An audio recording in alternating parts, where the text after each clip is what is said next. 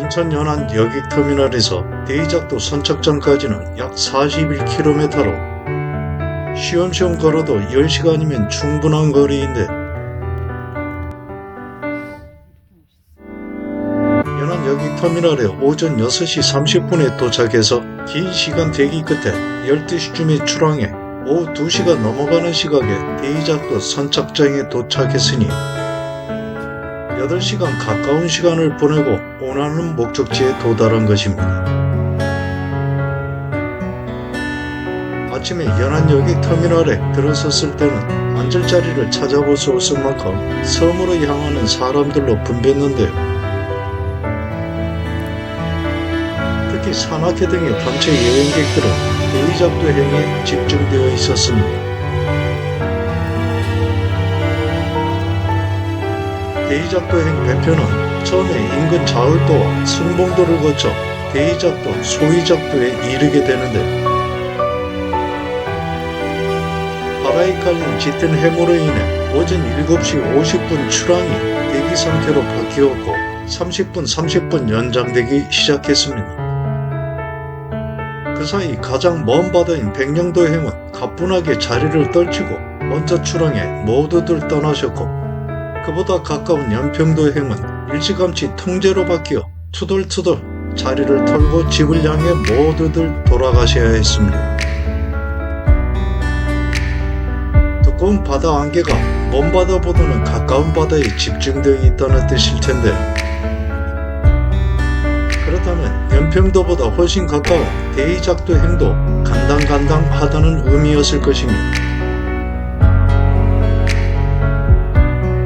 그런데도 30분 연장하는 희망 고문은 계속되었는데 30분 단위가 1시간으로 바뀌자 마침내 술렁거림이 시작되었습니다.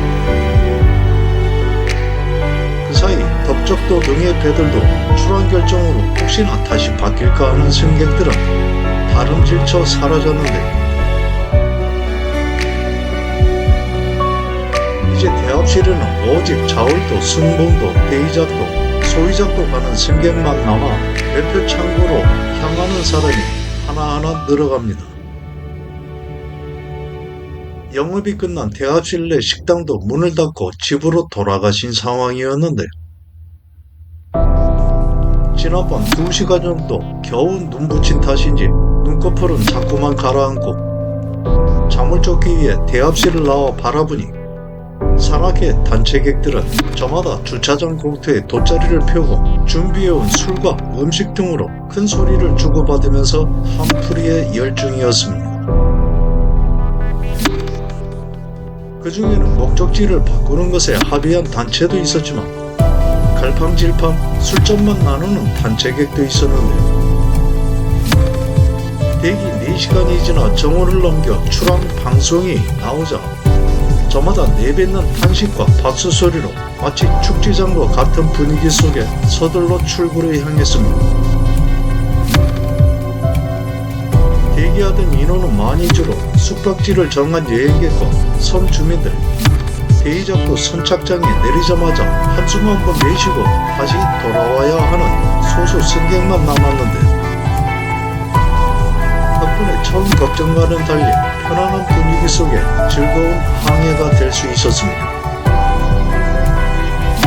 대이작도는 2.9 제곱킬로미터 면적에 약 300여 분의 주민이 거주하는 그리 크지 않은 섬인데 선착장에 내려 각각 162m, 188m 높이의 도화산과 송이선을 거쳐 영화 섬마을 선생님 촬영지 섬의 한쪽 끝에 있는 계남 분교를 찍고 돌아 큰 풀안 해수욕장과 작은 풀안 해수욕장에 이르는 둘레길 코스가 8.6km로 길지 않은 편입니다. 작은 풀안 해수욕장 한 곳에는 25억 년 된 우리나라에서 가장 오랜 암석이 자리하고 있기도 한데 바다 앞쪽에는 썰물 때만 드러나는 풀등이라 불리는 모래섬이 있습니다. 육지와 연결되어 있지 않은 섬은 아무리 성수기라 하더라도 들어올 수 있는 인원이 한정되기 때문에 그 그것만의 한적함이 그대로 유지되어 나름 마음을 편안하게 해주기도 합니다. 오는 동안에 기운을 다 쏟아 그런지 눕고 싶은 마음이 몸을 유혹하는데요. 그래도 숙소에 짐을 놓아두고 부하산으로 향합니다.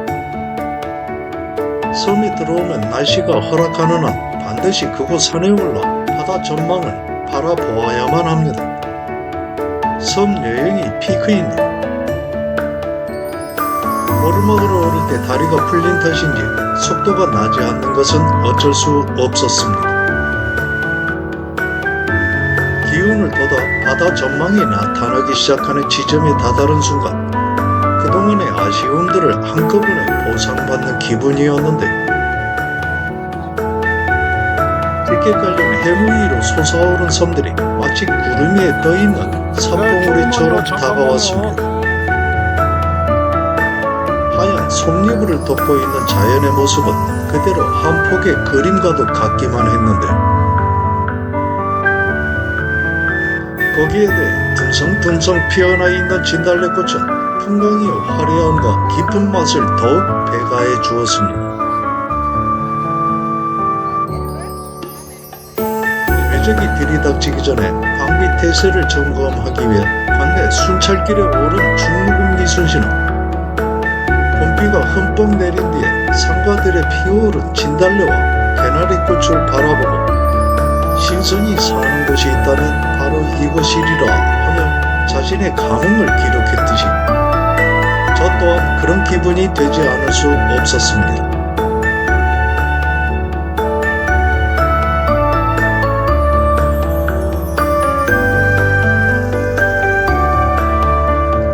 마치 노다지를 발견한 듯 정신없이 영상 촬영에 몰두하고 있을 때 중년의 여인들이 사진을 찍어달라고 합니다. 산에 올라와 처음으로 마주한 사람들인데요. 친구인 듯한 네 분의 여인이 정렬로 줄을 서 봉화대에 몸을 기대고 모두 오른쪽 발을 들어 올리는 자세를 취합니다.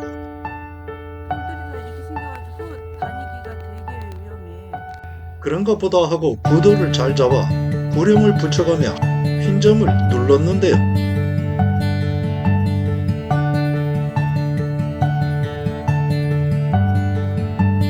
그분들이 부탁하지도 않았는데 다른 자세로 한 장 더 찍기를 권해 다시 흰점을 눌렀습니다.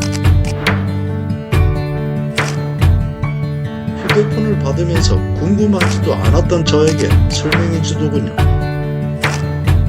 이번 여행길에 모두 같은 신발을 사 신었기 때문에 그 인증사진 찍느라 발을 들어 올렸다고 합니다. 아마도 찐친이었나 본데요. 다시 부하산 정상부로 향했습니다. 정상 부근에 있는 바위들이 풍화와 심식작용으로 모두 뾰족하게 그 모양을 형성해 가는 것이 인상적인데요. 정상에서 바라보는 바다 전망은 파노라마식으로 펼쳐진 한 폭의 세밀한 그림과도 같았습니다. 모험하면서 이번 여행길에 나선 충분하고도 충분한 보상이었는데요. 옛 어른들은 넘치는 것보다는 부족한 것이 낫다는 말씀을 하시고는 했습니다. 아쉬움을 뒤로하고 몸을 돌려 하산하는데 바위투성이 좁은 길목에서 세 여인과 맞닥뜨리게 되었고 저는 고개를 숙여 눈을 내려볼 수밖에는 없었습니다. 순간적인 파악에 50대의 어머니와 20대의 두 딸로 보았는데요. 놀랐던 것은 차림이 격식 있는 카페에 들어서는 세 여인으로 보였고 거기에 짧은 치마와 굽이 있는 구두까지 신었으니 아무리 그다지 높지 않은 산이라 하더라도 그 정도는 아닌 것이 분명한데 산타기 달인들의 우아한 자태에 그만 절로 겸손해지지 않을 수 없었던 것입니다. 도저히 시선을 바로 하고 쳐다볼 수 없었는데 산행 출발이 늦었던지라 섬마을 선생님 촬영지에 괜한 풍경을 생각하고 작은 풀안 해수욕장으로 향하기로 했습니다. 배는 분교가 폐교되고 선생님도 벌써 육지로 나가셨다니 굳이 가야 하는 이유도 없었는데 하산길에 방향을 잘못 잡아 우연히 블루베리를 경작해 판매하는 해안가 카페를 보게 되어 그곳에서 블루베리를 갈아 한 잔 마시고 해수욕장으로 향했습니다.